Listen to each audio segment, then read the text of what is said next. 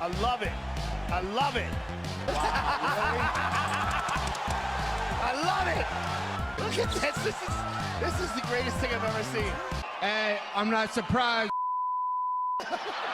What's up, homies? Leighton here for UFC Gambling Addicts, back again for another UFC full card breakdown and predictions video. This one's going to be Figueiredo versus Benavidez 2. And you know what, homies? I say we start this breakdown with, you know what time it is.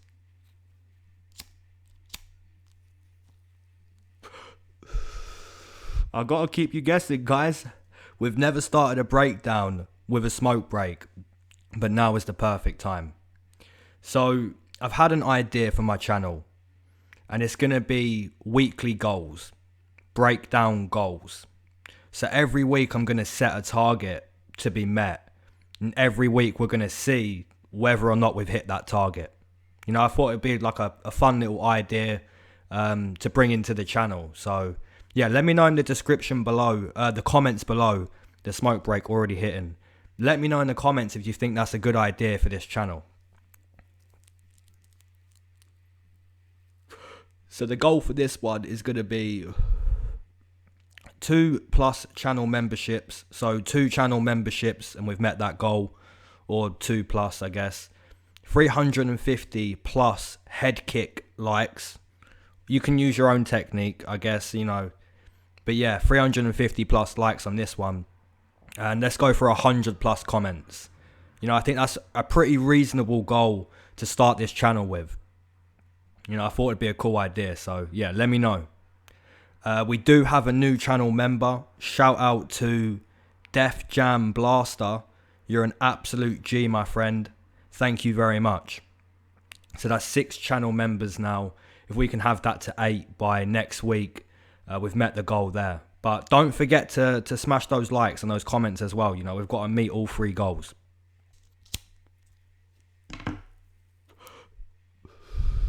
Insight info will be posted tonight for Wednesday night's card too. So yeah, let me know what strains you're smoking, guys. Let me know what fighters you're going to be taking on this card. And let's get into breaking this one down. Alright, fight number 1. We have Sergey Polar Bear Spivak versus Carlos Boi Philippe.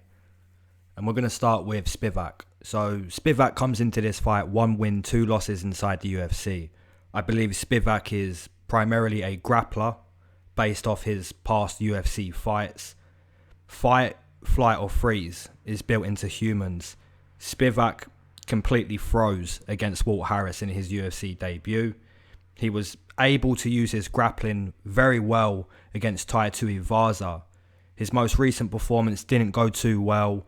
Tybura had the grappling advantage, which left Spivak pretty ineffective in that fight. The opponent, Carlos Philippe, comes into this fight 8-0 as a pro, making his UFC debut. I've only been able to see a couple of Philippe's fights online. From what I've seen, he's your typical heavyweight. Not in the best shape, not that you have to be when you're a heavyweight. Philippe's punching power is the standout ability. Hasn't got that much experience in the world of MMA, just 8 pro fights. This is still a tough prediction to make, because Spivak doesn't really shine as a heavyweight that could go on a decent win streak, you know? For Spivak to win this fight, it would be wise to basically reenact what he did to Tai Tuivasa, which is take him down early and often. If this fight ends up being a slugfest, chances are Carlos Philippe lands a big punch at some point, or even wins through landing bigger punches over 15 minutes. I'm not that impressed by Spivak, but I am going to take him here to get those takedowns. So for those reasons, I'm going to take Sergey Spivak via submission in round number 2. And let me just pull the odds up, because I haven't even seen the odds on this card. I never check the odds before I do these breakdowns. So we have Spivak coming in -140, -135. Philippe coming in +120, +110. So yeah, I see how those odds are in that position, because Spivak isn't that impressive and Philippe if he doesn't get taken down, chances are he lands a knockout punch at some point. So, yeah, it's a tough one to predict, but I am going to side with the slight favourite on that one. Moving into the next one, we have Davi, the Tasmanian Devil Ramos versus Arman Tybura. I may have butchered that last name there, not too sure. Okay, starting with the Brazilian, Davi Ramos. Comes into this fight 4 wins, 2 losses inside the UFC. Primarily a jiu-jitsu practitioner, a black belt, high level BJJ on the mat. Every one of Davi's UFC wins has come because he's been able to use his jiu-jitsu. If we look at his most recent performance against Islam Makhachev, we see that Davi wasn't able to use his style. He wasn't able to control his opponent on the mat and work towards a submission. And he was quite ineffective in this fight. A little bit like Spivak when he can't get a takedown. A little bit ineffective. The opponent, Arman, comes into this fight 1 win, 1 loss inside the UFC. Primarily a wrestler. Although I don't really want to label this guy a wrestler because he's very well rounded. I say his wrestling is the strongest part of his game. But when you look at Arman's striking, for sure he's dangerous there too.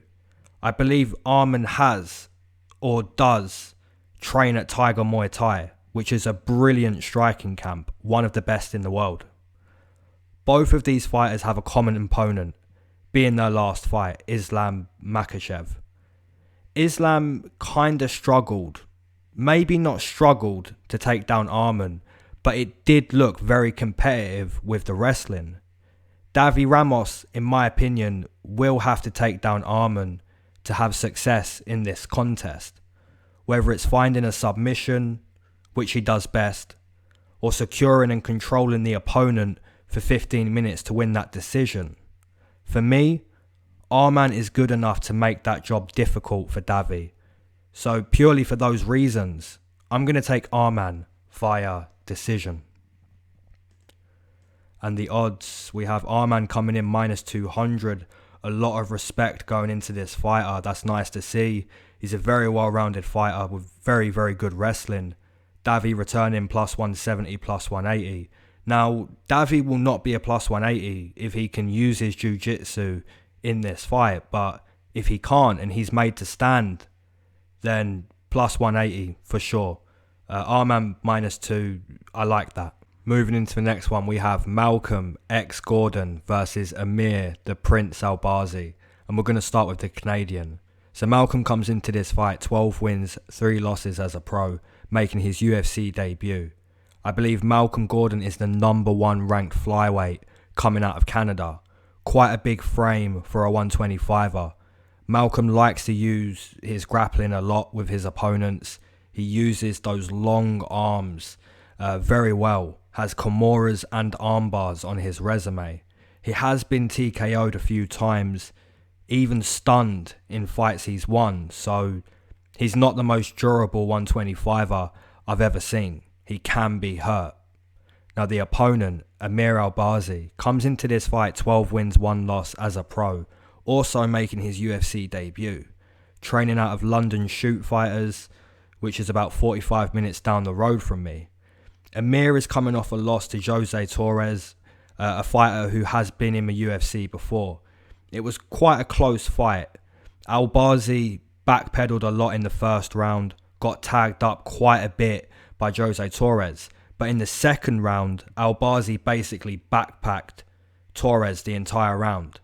The last round, Torres secured a couple takedowns, was able to edge out a close decision. But that's good experience for Amir Albazi. You know, Jose Torres is a very good boxer, and I don't see Malcolm Gordon imposing the same kind of danger with his boxing. Amir has pretty good conditioning. Ability-wise, I think he deserves the chance in the UFC too. Picturing how this fight plays out is tough. I could see Amir clipping and finishing Malcolm, whether it's the first or second round. The flip side is Malcolm is the dominator up against the fence, you know? Being the house on the mat. Just a step ahead of Amir when it comes to manipulating each other's body weight, finding the back of Amir, that type of stuff. And that's what I'm kind of leaning towards, you know, Malcolm being the dictator on the feet, the bully up against the fence, the stronger, more intelligent guy on the mat. So for those reasons, I'm going to side with Malcolm Gordon via decision. But man, that is a tough one. The odds on that one. Do we have any odds on that one? We do. We have Albazi coming in minus 170. Man, Malcolm Gordon returning plus 145. Now, I believe those odds are there because Albazi is pretty quick with his hands. And Malcolm Gordon, like I said, isn't the most durable fighter. He can be hurt. So, yeah, it would be very wise for Gordon to put this fight up against the fence. Look to make his opponent a little bit sweaty, a little bit tired, you know. And if he doesn't, Albazi for sure has a good chance of hurting Malcolm. But I am going to be taking my first underdog there. Fight number 4, we have Brett the Pikey Johns versus Montel Quick Jackson. And we're going to start with the Welshman, Brett Johns. Comes into this fight 4 wins, 2 losses inside the UFC. Primarily a tough fighter inside the octagon. Brett is your typical Welshman. Tough as nails. Eats metal for breakfast. You know, that's how tough this man is. Brett shines inside the octagon when he's able to physically break his opponent down. His last fight was a close fight, but he was just able to break down Tony Gravely. There's absolutely no quitting Brett Johns. Even when Pedro Munoz was blasting Brett with low kick after low kick, Brett just wouldn't go away. To beat this man, you have to really put him out because he ain't going away. The opponent, Montel Jackson, comes into this fight 3 wins, 1 loss inside the UFC, primarily a wrestler. Wrestling was Montel's chosen art before he transitioned into MMA. This man has an incredible grip, hands as big as Francis Ngannou. The highlight of Montel's career though, in my opinion, was that beautiful jab he set Brian Kelleher down with, then quickly transitioned into a Darce choke. Really nice performance. Since then, Montel has had a couple fights. Both of these fights, Montel basically cruised in. You know, he's showing us that evolution of his game. His jiu-jitsu is getting very good. You know, you see that Darce choke against Brian Kelleher. Beautiful work. And then these cruising performances that are coming after. Montel Jackson is a decent fighter. This is a fun fight to think about. Amen to the matchmakers for this one. Probably more excited for this fight than I should be, but stylistically it's a fun one. Montel will have the wrestling advantage and the reach advantage on the feet too, but that won't stop Brett Johns from walking, you know, through these shots. It's not going to stop him taking that damage. Could Brett Johns break down Montel?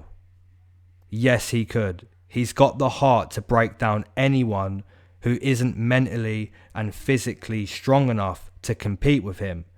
But I have to side with the guy I believe has more tools to win this specific matchup, and that's Montel. So for those reasons, I'm going to take Montel Jackson via decision. Maybe he finishes Brett, but he's so tough, man. Montel Jackson coming in minus 220, minus 230, minus 240. Brett returning plus 180, plus 190, even close to plus 200. So yeah, Brett Johns, man, he is going to offer toughness in this fight, but you need to offer more than that as a fighter to win fights. You know, it goes a long way being tough, but he needs to break down Montel Jackson, and I don't think he can. Montel Jackson has got the reach, he's got the wrestling, the jiu-jitsu's coming along very nicely too, so that is going to be the pick there. I got 5 on it. Fight number 5, my homies, we have Joel Alvarez versus Joe Irish Duffy, and we're going to start with Joel. So Joel comes into this fight 1 win, 1 loss inside the UFC. A Spanish fighter. There's not many Spanish fighters, man. Alvarez managed to work his way to the UFC by using his ground game. 10 plus of his wins have come on the mat. So it's no secret with Alvarez, and there's no secret with what he's trying to do inside the octagon. The problem is, now he's at the highest level, there's not many guys he'll be able to just take down at will like he has done on the Spanish regional scene. Ismagulov was his biggest test to date, and although he wasn't beaten up badly in that fight, he was outclassed completely. The opponent, Joe Duffy, comes into this fight 4 wins, 3 losses inside the UFC, a striker and grappler. It's been some time since we last saw Joe Duffy. I was actually at his last fight. I took the plus money on Marc Diakisi. A lot of people felt Joe would wrestle Marc in this fight. And in all honesty, it felt that if Joe was going to win, it would be with his wrestling more than anything. But Marc showed us why he's a top English mixed martial artist that night. This is a fair step down in competition for Joe Duffy. I think if Joe Duffy uses or attempts to use his wrestling in this matchup, he'll have success. At the same time, why take down a guy that wants to fight on the mat? Joel Alvarez is by no means a high-level BJJ player like a Davi Ramos, but that is where he's strong. Alvarez wants to take down his opponents. Now, like I said, if Joe does take down Joel, I believe he has success there. But I think he'll box mainly in this fight, purely because that takes away Alvarez's ability to use his strength, and that's grappling. For me, Joe Duffy is better everywhere and anywhere this fight can go. So for those reasons, I'm going to take Joe Duffy via decision. And the odds are pretty one-sided. We have Joe Duffy coming in minus 360, minus 350. Alvarez returning plus 280, plus 290. Yeah, so a lot of people agree that Joe Duffy is better anywhere and everywhere this fight goes. And yeah, that's how I feel. Moving into the next one, we have Grant, the Prophet Dawson versus Nad, Smiler, Narimani. We're going to start with the American, Grant Dawson. Grant comes into this fight 3 wins, 0 losses inside the UFC, primarily a wrestler. In my opinion, Grant Dawson is a guy we need to watch out for. This man is a prospect, potentially a future champion if he keeps evolving. His wrestling is super strong, technically brilliant. His avoidance of submissions is also very high level too. Darrick Minner was able to put Grant in a couple positions in that fight, but the composure that Grant Dawson showed when under that type of pressure, in my opinion, world-class composure already. The opponent, Nad Narimani, comes into this fight 2 wins, 1 loss inside the UFC, primarily a boxer and wrestler inside the octagon. I was at Nad's last fight in London. You know, he just got clipped towards the end of that second round, fatigued in that second round. It just happens, man. You know, he was performing pretty well, got a takedown, he was competing. But yeah, credit to Mike Grundy for that one. Narimani is best at wrestling. As a boxer, he doesn't exactly grab your attention. It's a mix of both that's enabled Nad to compete at the highest level.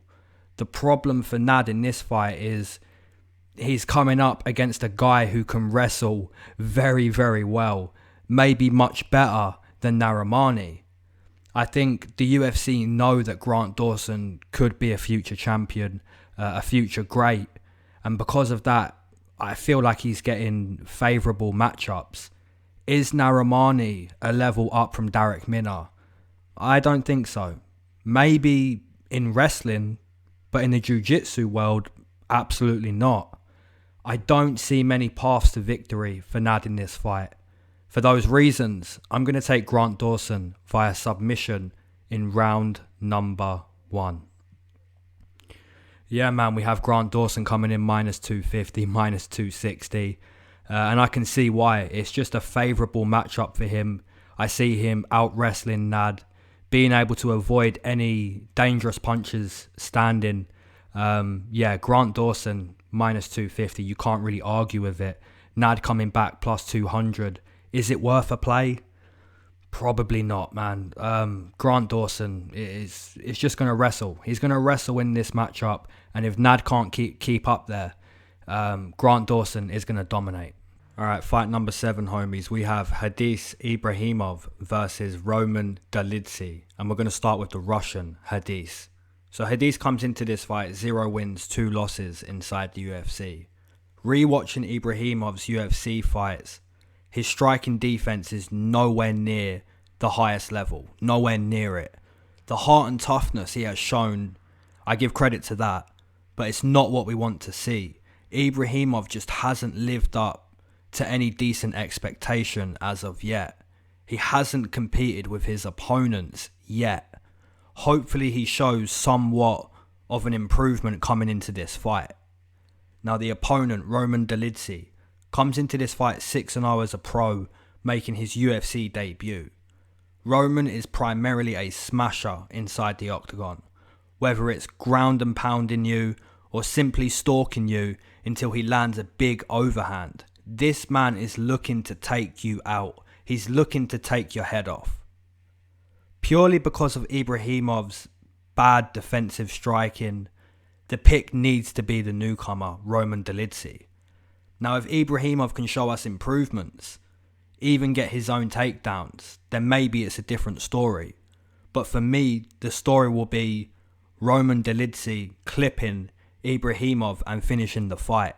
So for those reasons, I'm going to take Roman Dolidze via TKO in round number 1.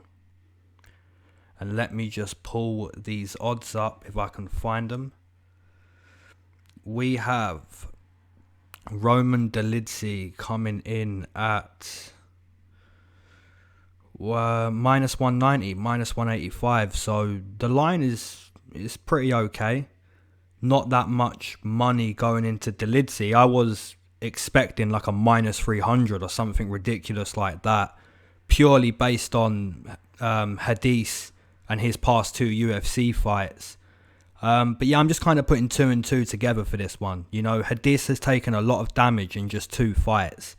And Roman looks like he puts guys out, puts them to sleep. So yeah, the pick there is going to be Roman Dolidze, the newcomer.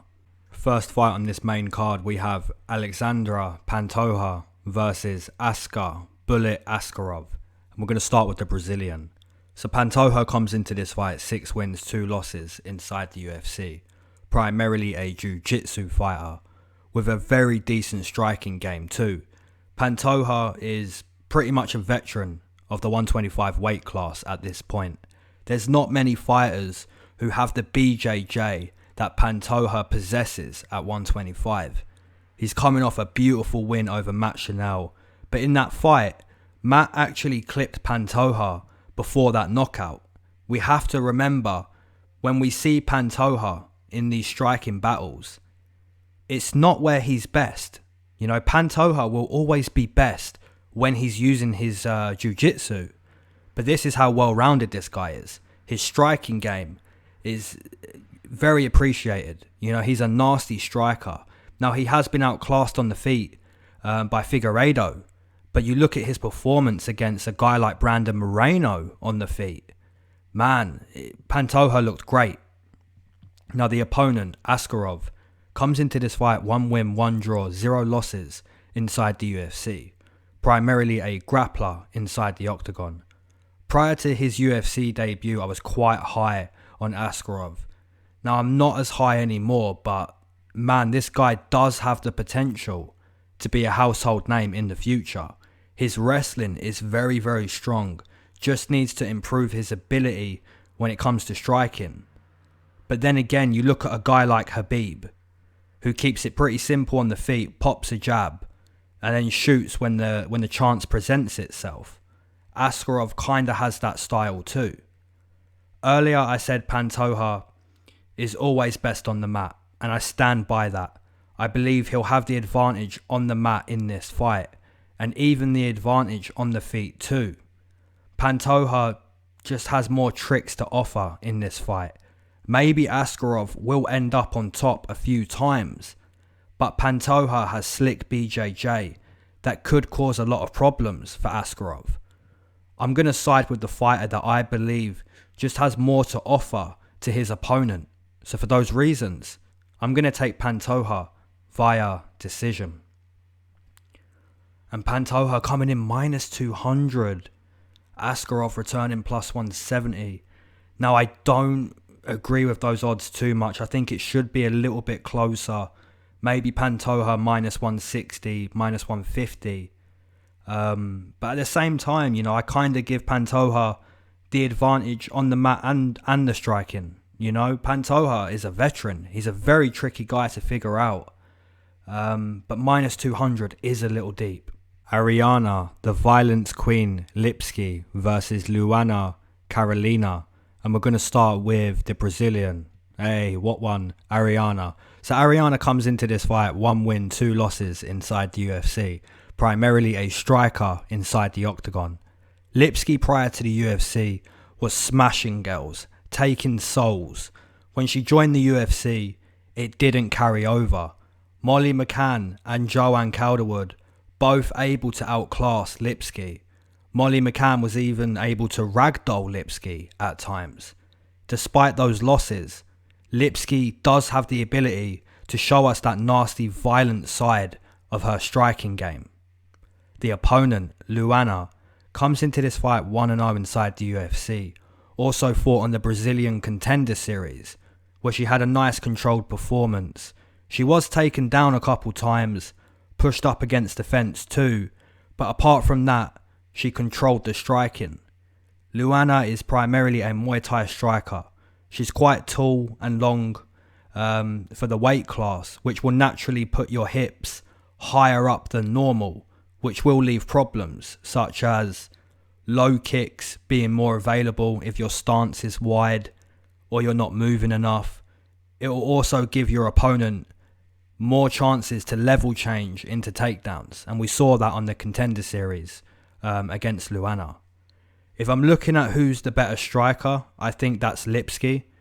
More power, probably better technique. I'd say better technique. Even more composure, I'd say. The grappling too. Despite Lipski getting ragdolled by Molly McCann, I'd still choose Lipski if this fight was purely wrestling or BJJ. I just think Lipski is a few levels above Luana. A little bit like Rosa and Milo.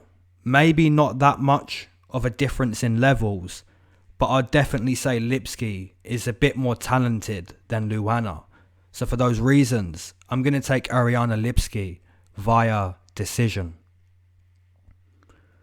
And those odds are Lipski coming in minus 130, minus 125. Carolina coming back plus 100, plus 110. So yeah, you know, Lipski showing all of that violence prior to the UFC. Then she makes it, and you know, I did fade her in her UFC debut. I took Calderwood plus money. And then I took her against Molly McCann because I felt, you know, okay, that was a tough debut. You're going to get one over Molly McCann. But then she didn't. And at that point, I think a lot of us decided this girl is not what we thought she was. But, you know, I think she can show us that side of her game. You know, it can happen. And I think it could happen here at minus 130. Carolina coming back, a small underdog. She is going to be the bigger girl in there. So, yeah, that's a tough one. But I'm going to take Lipski there. Moving into the next one, we have Mark Bone Crusher Diakisi versus Rafael Fiziev. And we're going to start with the Englishman, Diakisi. So Mark comes into this fight 5 wins, 3 losses inside the UFC. Quite a well-rounded 155er. Flashy striking, such as spinning attacks. His wrestling has really improved over the years too. Not so easily taken down anymore. Actually getting his own takedowns way more often than not. You look at his most recent performances against Lando and Duffy. Mark controlled these fights with his striking and his wrestling. Massive credit to Mark for his recent form inside the octagon. The opponent, Rafael Fiziev, comes into this fight 1-1 inside the UFC, primarily a Muay Thai striker. Rafael is actually a striking coach over at Tiger Muay Thai, for those of you who don't know that. So it's fair to say this man is world class when it comes to going toe to toe in a Muay Thai setting. Rafael's debut didn't go to plan. But then you have to respect the 15-minute performance he displayed against Alex White. We saw a lot of Rafael's abilities in that fight. I was very impressed. Now, striking-wise, yes, Rafael is probably better than Marc. That's kind of debatable, but if you put both of these guys in the Muay Thai setting, I'm all over Rafael. But this is mixed martial arts. We're boxing, we're spinning, we're crawling up against the fence, we're doing it all. For me, Marc is a better fighter when he's putting all of these arts together. Whereas Rafael, I believe, has to really dominate this fight with his striking, avoid the takedown and the clinch up against the fence at all costs.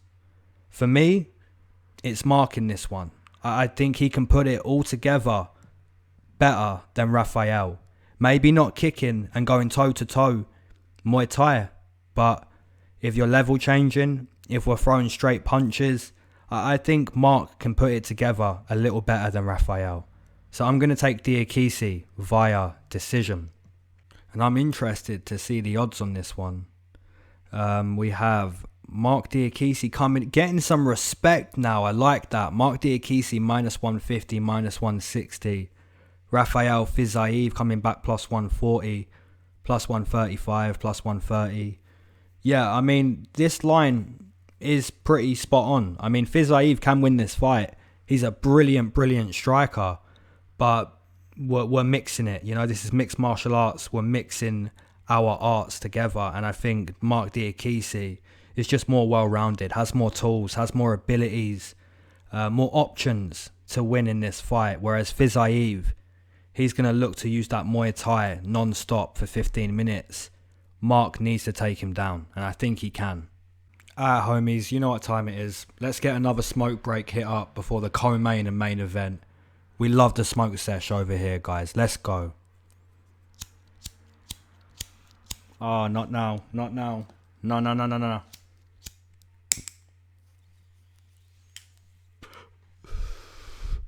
There we go. If you waited to smoke with me, amen. If you've been smoking the whole time, amen. If you ain't a smoker but you enjoy the smoke breaks, triple amen. Now let me ask you guys, because I've been wondering, right? I've been thinking of different types of questions, different types of ideas for my channel to use in smoke breaks. You know, everything about my channel I've been thinking about. But let me ask you guys this. Leave me a comment with your favorite martial art, whether it's boxing, Muay Thai, Jiu-Jitsu, wrestling, Sanda, karate, Sambo, Judo. I mean, I can keep going. Whatever your favorite art is, leave it in the comments below. Let's see what the most favored martial art is within this community. Personally, mine is Jiu-Jitsu. Now, the reason why mine is Jiu-Jitsu, number one, I mean, it's awesome, right? It's brilliant. It is a brilliant, brilliant art.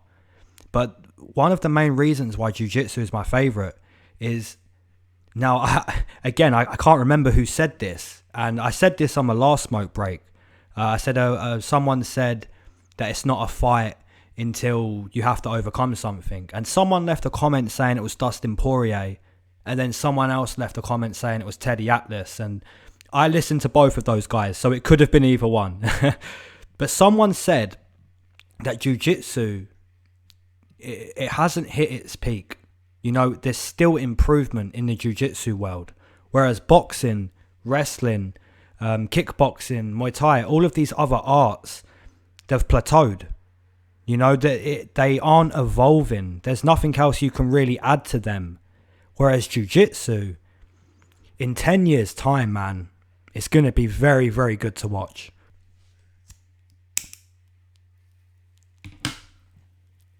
So yeah, guys, leave your comments below. What is your favourite martial art? I would love to know. This is a good topic for us. You know, there's engagement all the time in these comment sections. Everyone loves the smoke break. I don't see anyone that says, you know, get rid of the smoke break.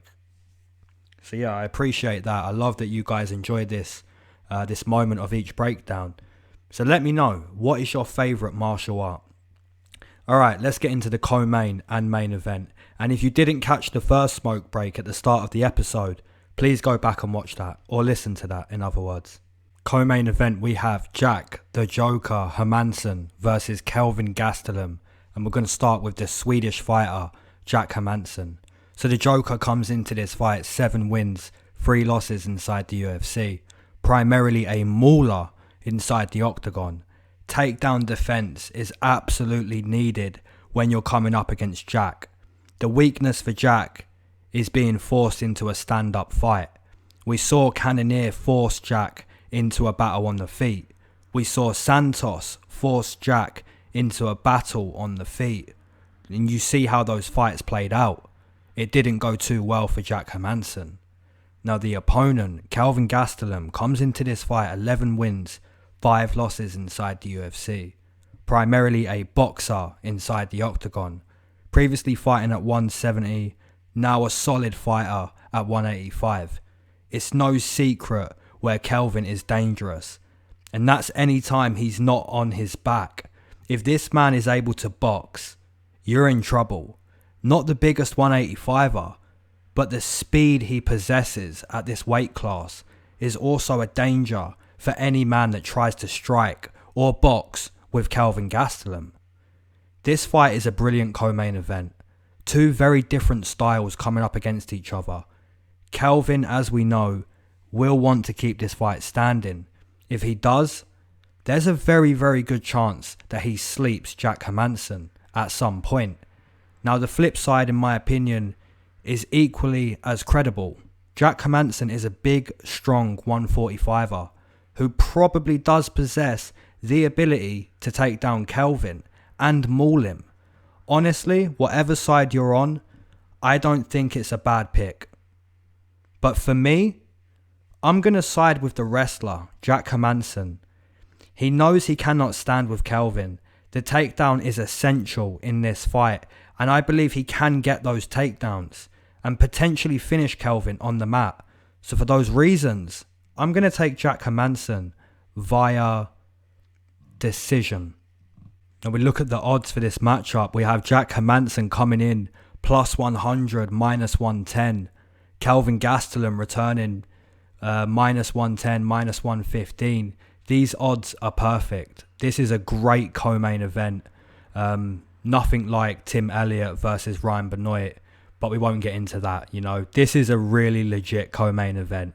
Jack Hermansson does have the ability to put on a performance where we're saying after the fight, this man is a contender again.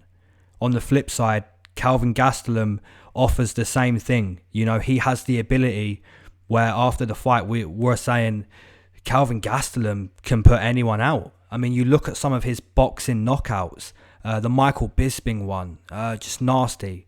You know, if you're in the wrong spot at the wrong time, Kelvin Gastelum can sleep you, man.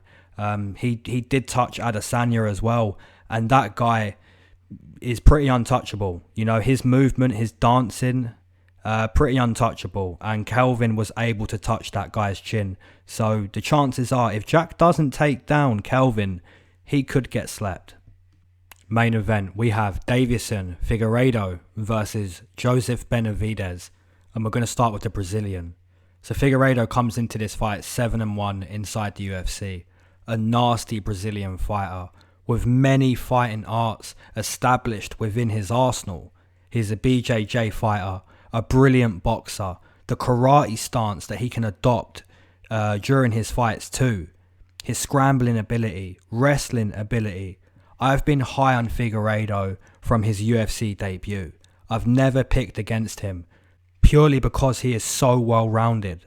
He can literally do it all inside the octagon. It wouldn't surprise me at all if I find out he started training in Sambo. Literally, that's how many fighting styles this man is accomplished in. There's been one man to stop Figueiredo from doing what he wants, and that's the ground game of Formiga. Since then, Figueiredo climbed to a new level. The opponent, Joey B, comes into this fight 15 wins, 4 losses inside the UFC. A veteran of the game, an extremely respected fighter in the sport of MMA. Joey has seen it all, he can do it all. Powerful kickboxing with constant level changes to mix it up with his opponents. Now, the first fight was for the title, but Figueiredo missed weight. I took Figueiredo in this fight, and I felt he performed brilliantly. The head clash was a part of Joey being hurt though. There's absolutely no doubt in my mind the head clash played a part in that finish.